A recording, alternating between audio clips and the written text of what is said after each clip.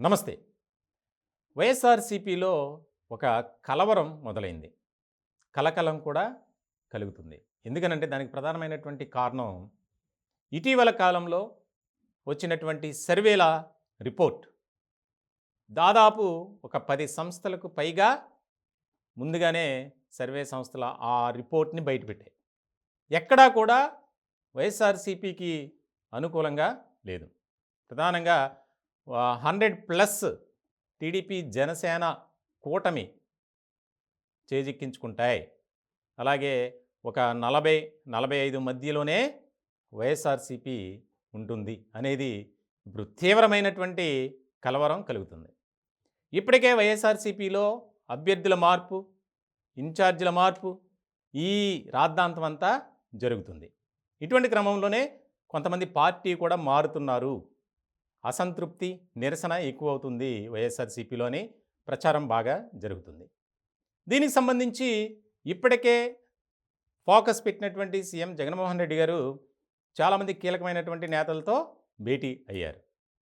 ఇటువంటి సందర్భంలో తాజాగా ఒక సంస్థ తమ సర్వే రిపోర్ట్‌ని ఏ నియోజకవర్గంలో ఎవరు గెలుస్తారు, మార్జిన్ కూడా ఎంత అనేది బయటపెట్టింది. ఇప్పుడంతా రాష్ట్ర వ్యాప్తంగా రాజకీయ వర్గాల్లో జరిగేటువంటి చర్చ అదే. ఒకసారి మనం అది స్క్రీన్ మీద కనుక చూస్తే ఎక్కడా కూడా అంటే వారిచ్చినటువంటి సర్వేని బట్టి కేవలం 34 ప్రాంతాల్లో అంటే 34 చోట్ల వైఎస్ఆర్‌సీపీ గెలుస్తుంది. మిగిలిన 141 స్థానాల్లో జనసేన, తెలుగుదేశం పార్టీ పొత్తుతో గెలవబోతుంది అని చెప్పి ఏకంగా మార్జిన్తో అంటే ఎన్ని ఓట్ల తేడాతో గెలుస్తున్నారు అని నియోజకవర్గ స్థాయిలో రిపోర్ట్ ఇచ్చింది. దీని మీద పెద్ద ఎత్తున చర్చ జరుగుతుంది.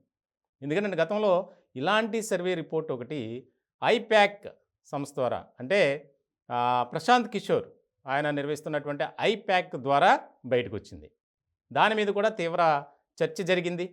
ఇప్పుడు అదే తరహాలో దగ్గరగా ఉంది ఇప్పుడు తాజాగా వచ్చినటువంటి సర్వే. అంటే చాలా కీలకమైనటువంటి పరిణామం.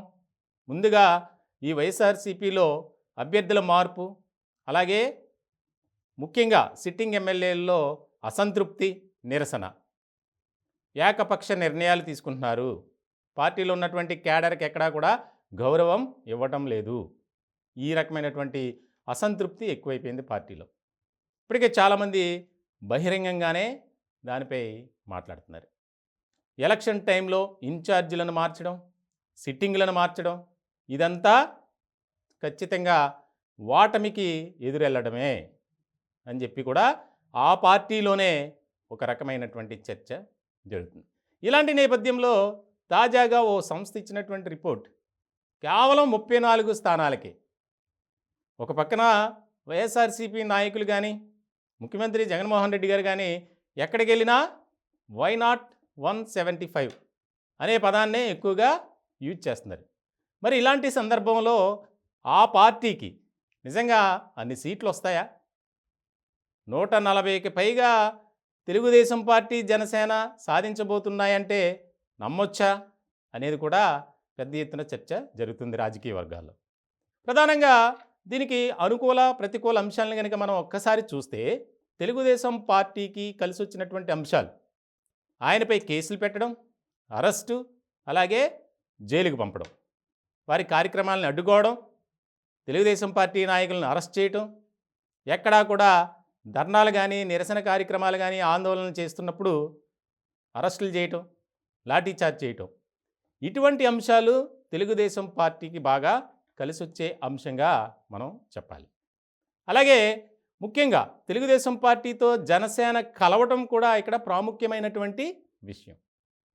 ఎందుకనంటే ఇప్పటి వరకు మేము 2 పార్టీలు కలిసే ముందుకు వెళ్తాం, ఐక్య కార్యాచరణతో వెళ్తాం, ప్రభుత్వం ఏదైతే విధానాలను అనుసరిస్తుందో ఆ విధానాలకు అనుగుణంగానే మేము ప్రజల్లో చైతన్యం తీసుకువస్తాం, ఏ శాఖలో ఎలాంటి అవినీతి జరిగిందో దాన్ని బహిరంగం చేస్తాం అని చెప్పి 2 పార్టీలు కలిసి ప్రకటించాయి. దానిలో భాగంగానే జనసేన తరపున పెద్ద ఎత్తున నాదెండ్ల మనోహర్ ఆయన ప్రెస్ మీట్ పెట్టి మరీ ఇదిగో ఈ శాఖపై ఇన్ని కోట్ల రూపాయల అవినీతి జరిగింది, మీరు దీని మీద చర్చకు సిద్ధమా అన్నారు. ప్రభుత్వం ఎక్కడా కూడా దానిపై స్పందించలేదు. అంతేకాదు దాని మీద వ్యాఖ్యలు కూడా చేయలేదు. అలాగే అసంతృప్తి, ముఖ్యంగా కొన్ని రంగాల్లో కొన్ని విభాగాల్లో ఆయా వర్గాల ప్రజలు వైఎస్ఆర్సీపీపై ఒక అసంతృప్తితో ఉన్నారు. ఇది వాస్తవం. ముఖ్యంగా నిరుద్యోగులు, అలాగే ఉద్యోగులు. ఇప్పుడు తాజాగా అంగన్వాడీ కార్యకర్తలు ఏ రకమైనటువంటి ఆందోళన చేస్తుందో మనం చూస్తున్నాం. ఆందోళన చేస్తున్నటువంటి వారికి మద్దతుగా ప్రజా సంఘాలు, దళిత సంఘాలు, మహిళా సంఘాలు నిలబడ్డాయి. వారే కాదు, మావోయిస్టు పార్టీ కూడా రాష్ట్ర ముఖ్యమంత్రి జగన్మోహన్ రెడ్డి గారికి హెచ్చరికలు జారీ చేసింది. ఇలాంటి సందర్భంలో ఒక్కసారిగా ముప్పేట దాడి చేస్తున్నాయి. ఇక రానున్న కాలంలో వైఎస్ఆర్సీపీకి కాస్త ఇబ్బందికరమైనటువంటి పరిస్థితి మాత్రం ఎదురవ్వక తప్పదు అనేది బాగా వినిపిస్తుంది. దానికి ఉదాహరణగా ఒకటి చెప్పాలి మనం. అంటే పక్క రాష్ట్రం అయినటువంటి తెలంగాణలో 2 పర్యాయాలు అధికారంలో ఉన్నటువంటి బీఆర్ఎస్ మూడోసారి కూడా అధికారం మాదే అని గొప్పలు చెప్పుకున్నారు. ఎక్కడా కూడా ఎవరిని లెక్క చేయలే. పార్టీలో ఉన్నటువంటి నేతలను కావచ్చు, ప్రజలను కూడా. ముఖ్యంగా వారు చెప్పిందే వేదం, వారు ఏది చెప్తే అది వినాలి, అది చెయ్యాలి, అంతే. ఇక రెండో మాట లేదు.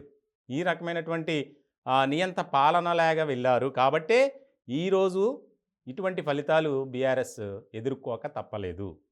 ఇదే పరిస్థితి ఆంధ్రప్రదేశ్లో ఉన్నటువంటి జగన్మోహన్ రెడ్డి గారికి కూడా రాబోతుంది అనేదే ఇప్పుడు రాజకీయ వర్గాల్లో బాగా చర్చ జరుగుతుంది.